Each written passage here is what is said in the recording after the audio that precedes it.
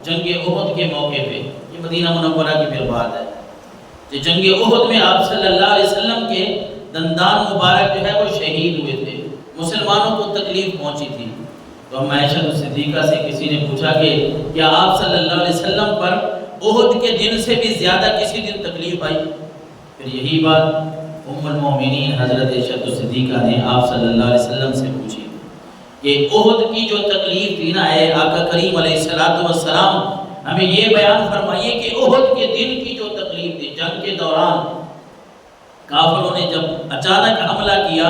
اور مسلمان وہ اس وقت اس پوزیشن میں نہیں تھے کہ ان کافروں کا مقابلہ کر سکے، تو اس وقت ظاہری طور پہ مسلمانوں کا کچھ نقصان ہوا، جس میں آپ صلی اللہ علیہ وسلم کے جسم اطہر میں بھی زخم آئے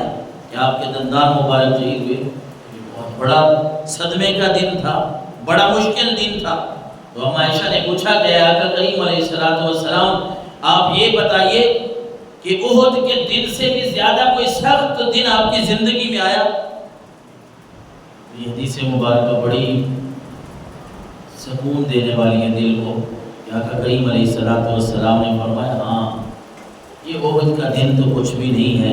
پھر آپ نے اپنا وہ واقعہ سنایا کہ جب میں طائف میں گیا نا، مکہ مکرمہ کا وہ واقعہ سنایا، اے عائشہ، اے مسلمانوں، اے میرے صحابہ، اے میرے امتیوں، یہ احد کا دن تو یہ کچھ بھی سخت نہیں ہے۔ مجھے وہ وقت یاد آ رہا ہے کہ جب میں طائف میں اللہ کا پیغام لے کے گیا تھا، طائف کے لوگوں کو کہا لوگوں بس اللہ کو ایک مانو۔ انہوں نے میرا یہ پیغام سن کے صرف انکار نہیں کیا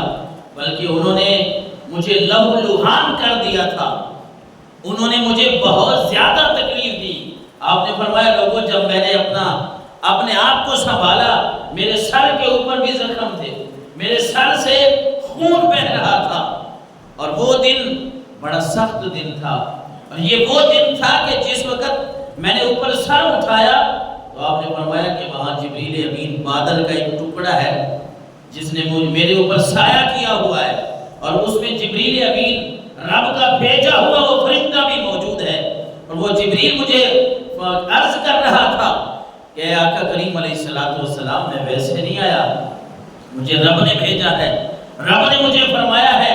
کہ میرے نبی کو، میرے محبوب کو جا کے بتا دو کہ آپ کی قوم نے جو آپ کے ساتھ سلوک کیا ہے وہ میں نے دیکھ لیا ہے، لہٰذا مجھے رب نے بھیجا ہے، میری ڈیوٹی لگائی ہے، اور صرف میں نہیں آیا، میرے ساتھ اور بھی فرشتے آئے ہیں۔ اور وہ فرشتے کیوں آئے ہیں؟ جبریل امین نے عرض کیا وَقَدْ بَعَثَ إِلَيْكَ مَلَكَ الْجِبَالِ، اے اللہ کے نبی یہ میرے ساتھ، یہ پہاڑوں کا فرشتہ یہ میرے ساتھ ہے، اللہ نے میری ڈیوٹی لگائی ہے۔ میرے نبی سے، میرے محبوب سے پوچھو کہ اگر اس قوم نے تمہیں بہت زیادہ تکلیف دی ہے نا، دکھ دیا ہے،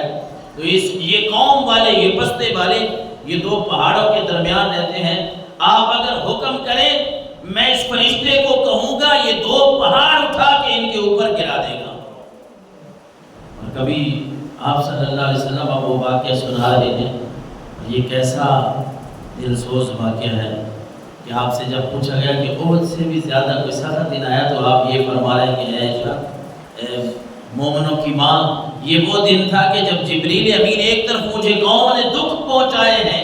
تکلیفیں پہنچائی ہیں، ایک طرف جبریل امین آیا ہے اور مختلف فرشتے آئے ہیں، اے اللہ کے نبی آپ اجازت دیں ان کو تہس نہس کر دیا جائے گا، ان کو یہاں اس دنیا سے مٹا دیا جائے گا۔ لیکن میرے آقا علیہ السلام نے جو جبریل امین کو جواب دیا نا، یہ طویل حدیث ہے، میں آخری حساب کو سناؤں کہ اللہ کے نبی صلی اللہ علیہ وسلم نے فرمایا بل ارجو ان یخرج اللہ من اصلابہم من یعبد اللہ وحدہ لا شریک لہ وحدہ لا یشرک بہ شیئا۔ اے جبریل باتیں ساری ٹھیک ہیں، یہ نہ سمجھ لوگ ہیں،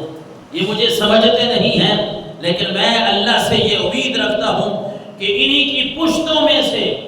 انہی کی پیڑھیوں میں سے، انہی کی اولادوں میں سے ایسے لوگ آئیں گے جو میرے رب کو وحدہ لا شریک مانیں گے، جو اللہ کو ایک مانیں گے۔ میں نہیں چاہتا کہ ان کو یہاں تہس نہس کر دیا جائے، ان کو اٹھا کے زمین کے اوپر پٹک دیا جائے، ان کے اوپر پہاڑ گرا دیے جائیں، ان کے اوپر طوفان اور آندھیاں آئیں، یہ نہیں سمجھتے، نہ سمجھے۔ لیکن مجھے رب سے امید ہے کہ ایسے لوگ بھی انہی کی اولاد میں سے آئیں گے کہ وہ صرف کلمہ نہیں پڑھیں گے بلکہ وہ میرے اوپر جان دینے کے لیے بھی تیار ہوں گے۔ اور پھر وقت نے دیکھا ہے وہی طائف کی وادی ہے، وہی وادیاں ہیں طائف کی، اور وہی جگہیں ہیں۔ آج جب انسان جاتا ہے، آج کا مسلمان جاتا ہے، دل خوش ہو جاتا ہے۔ وہ ایک طرف آقا کریم علیہ السلام کی جو مشکل حالات تھے جن سے آپ گزرے،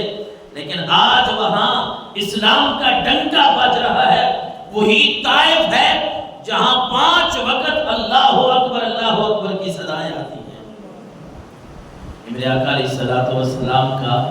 ایک دور اندیشی کہیں، آپ کا اخلاق کہیں، اور آپ صلی اللہ علیہ وسلم کی بہت ساری اور باتیں، لیکن یہ نہیں ہے کہ آپ کی اپنی ذات پہ جب بات آتی تھی تو اور بات ہے۔ اگر کوئی حدود اللہ کو، اللہ کی حدود کو، اللہ نے جو حدیں مقرر کی ہیں، سزائیں مقرر کی ہیں، کوئی اگر زنا کرتا ہے اس کی کیا سزا ہے، کوئی شراب پیتا ہے اس کی کیا سزا ہے، جتنی بھی حدود ہے نا، حدود کو چوری کرتا ہے اس کی کیا سزا ہے، اللہ نے جو احکامات دیے ہیں ان پہ، یعنی آپ صلی اللہ علیہ وسلم پہ آپ کو بات یہ سنا رہا، کوئی یہ اعتراض نہ کرے کہ پھر اس کا مطلب ہے کافر یا مسلمان کوئی بھی جو مرضی ہے کرتا رہے، پھر اس کو کچھ نہیں کہنا، کیونکہ آپ تو بڑے رحیم تھے، کریم تھے۔ لیکن یہ آپ کو میں بتاتا چلوں کہ وہ تو آپ کا اپنی ذات کے متعلق تھا نا، لیکن اگر کوئی حدود اللہ کی پامالی کرتا نا، اللہ کی حدود کو،